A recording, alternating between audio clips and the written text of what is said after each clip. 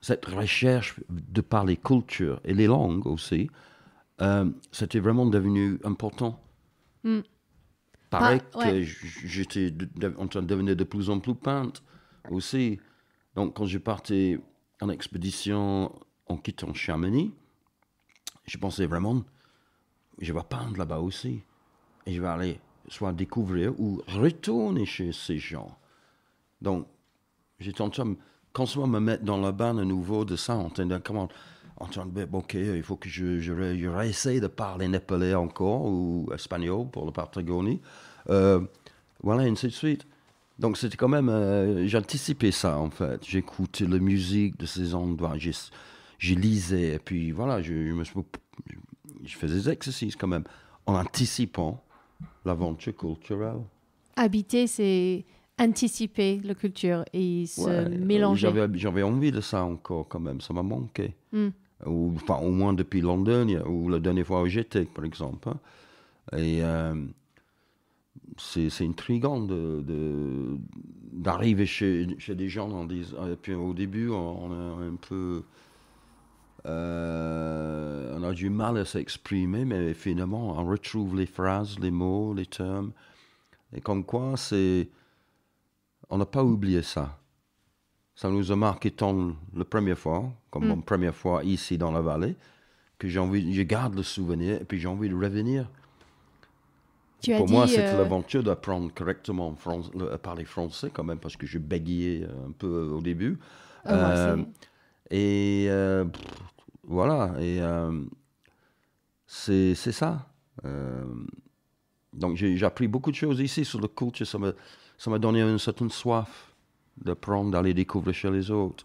Dans notre émission de village, Radio du Village, chez la pharmacie des artistes à Argentière, c'était mercredi avec Caroline et ça se retrouve bien sûr sur notre site web si vous souhaitez réécouter cette émission, globule.chamonix.radio. Bref, je vous avais parlé de la fête que quand vous avez appris le français, parce qu'on parle de langage, c'est une façon de faire partie, d'habiter, d'être partie de la communauté. Parler leur langage, c'est essentiel. Essentiel. Et vous avez même pris l'effort d'apprendre l'accent local. C'est bien ça? Ouais, il y en a pas, parce que comme j'habitais à Argentine, j'ai parlé un peu de patois, parce que ça parlait beaucoup plus à l'époque. Hein. Là, j'ai perdu comme accent, parce que je parle beaucoup plus d'anglais maintenant. J'ai perdu mon accent français que j'avais été ici. No way!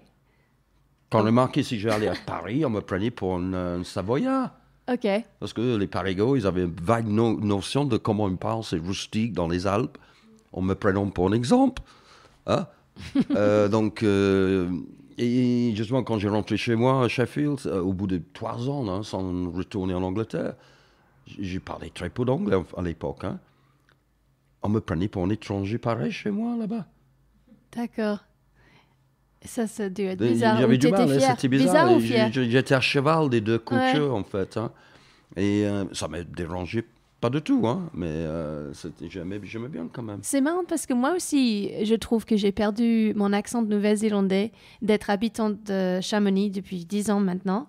Quand je rentre chez moi, tout le monde me traite aussi d'anglais parce que j'ai un accent britannique tellement qu'il y a des anglais de racines d'Angleterre. Ouais. À force de vivre ailleurs, même supposons que quand j'ai vécu aux États-Unis, j'ai été obligé de rendre mon accent du nord d'Angleterre parce que justement, on me prenait pour un Australien, quelqu'un Gallois, de tu m'as dit. l'Afrique du Sud, gallois, tout sauf anglais quand même. Donc j'étais obligé de moduler mon accent, apprendre à parler américain, comme me comprendre. Parce que, et donc c'était curieux, donc c'était...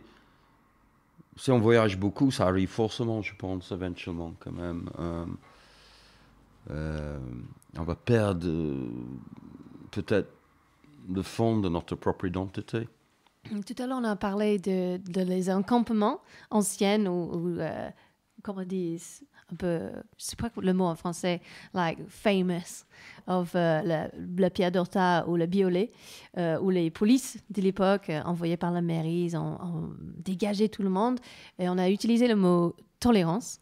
vous avez habité ici beaucoup plus longtemps que moi.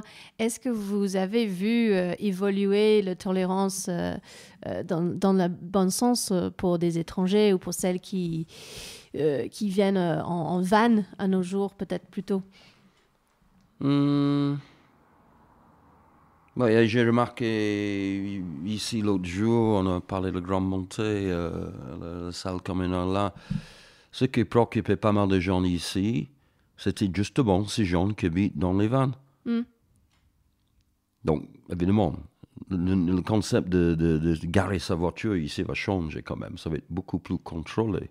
Ça, c'est sûr. Donc, l'idée, c'est de débarrasser de tous ces gens, un peu comme on débarrassait de nous à l'époque aussi, n'oubliez pas. Hein. Ouais, je vois on fait le un peu de parallèle. tâche, quoique on peut beau dire que peut-être ces gens qui vivent dans un van, n'oubliez pas, ils sont saisonniers aussi, ils travaillent là. Eh oui. On ne peut pas trouver un logement ailleurs, donc l'idée, c'est de les laisser dans le van. C'est plutôt logique, quand ça manque justement les endroits pour se loger. Et pourtant, on a besoin de la main-d'œuvre. Parce que sans ça, la station, elle ne va pas tourner. Hein. Ça, c'est sûr. Ça ne tourne pas que sur les touristes. Hein. Il faut des travailleurs, évidemment. Et où est-ce qu'ils vont habiter, ces travailleurs, alors? Si ce n'est pas dans leur propre véhicule. Avant, nous, on campait à l'été. On aurait campé, travaillé. Et maintenant, bon, on campe un peu moins, mais les plus de gens ils vivent dans les mobile homes, les vannes et tout. Carrément des camions. Moi, je trouve ça assez logique, quelque part, quand même. J'en ai fait ça aux États-Unis. Je vivais dans ma voiture. Ça m'a permis d'aller partout. C'est quand même logique, hein. Et pour ceux qui sont chanceux, qui ont la chance de trouver un logement, voilà, déjà, félicitations. Et deuxièmement, on a parlé de votre perspective pour intégrer à une communauté, d'anticiper. Celles qui sont dans leur camion, c'est un peu plus difficile de s'intégrer parce que ça demande plus d'attention à leur espace de vie, de vivre, parce que c'est tout petit et puis ils sont garés un peu entre eux, comme la camping. Mais celles qui sont logées, qui ont une maison ou un appartement, intégrées dans une vallée ou une communauté où ils ne parlent pas très bien, peut-être, le langage. Est-ce que vous avez eu des retours par rapport à vos amis anglophones ou des expériences, même vous-même rentrant... Même moi, regarde, quand je parle français, je mélange le toi et le vous à chaque fois. Oui, on a tendance à faire Voilà. ça ici, hein, depuis toujours, quand même, l'espèce de franglais. Mais c'est normal, hein, quand même. Ouais. C'est une sorte de... j'ai toujours prêché cette intégration, pousser mes amis qui peut-être ont tendance à rester un peu dans le coin, pas méfiance de la culture française, ils aiment ça, ils ont choisi quand même, mais histoire de faire l'effort, parce que ça demande un effort quand même. C'était différent pour moi à mon époque, j'étais obligé d'apprendre à parler français. C'était une question de survie. Donc, dans un sens, c'est plus facile. Hein? On est obligé. J'avais une motivation. Tandis que là, tout le monde parle anglais maintenant, et puis y compris la moitié des clientèles qui viennent dans la vallée. Pourquoi prendre la peine d'essayer d'apprendre un langage comme ça? Mais encore, là, on passe à côté de quelque chose de très riche si on ne fait pas de l'effort. C'est toute culture, c'est une richesse de notre culture quand même. Donc moi, je veux bien que certains de mes amis anglais fassent un peu plus d'effort de parler français.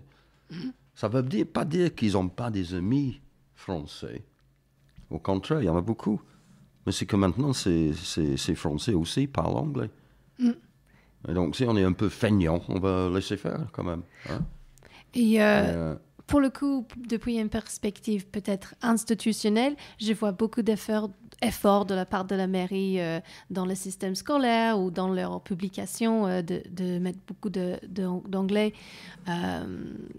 dans le système scolaire. Je sais très bien à Ouzouche, il y a même des aides assistantes pour les enfants anglophones, a priori, pour leur intégrer mieux. C'était pareil pour celles qui viennent de la Ukraine, pas juste la communauté anglaise.